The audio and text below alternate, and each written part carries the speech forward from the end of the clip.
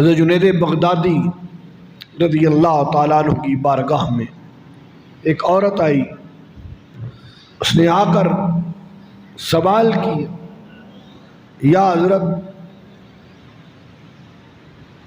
یہ مرد دوسری تیسری یا چوتھی شادی کیوں کرتے ہیں؟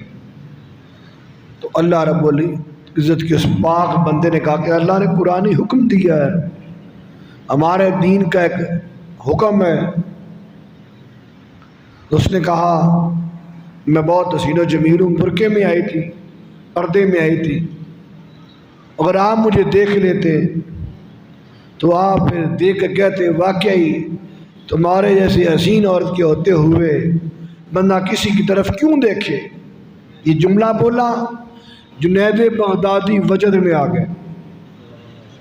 جنید بغدادی وجد میں آئے، کچھ دیر کے بعد واپس آئے۔ دوستوں نے عرض کی حضرت وہ تو اپنے حسن کی بات کر رہی تھی۔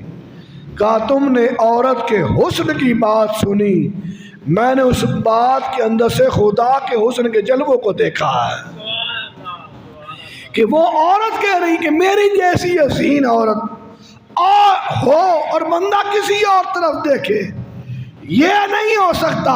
فرمایا جس کا اتنا سونا رب ہو، اللہ کے نام پہ بھی بولنا ہے نا، ہاں، جس کا اتنا سونا رب ہو، جس کا اتنا اعلیٰ افضل اکبر رب ہو، تو وہ کسی اور طرف دیکھے، یہ کیسے ہو سکتا ہے؟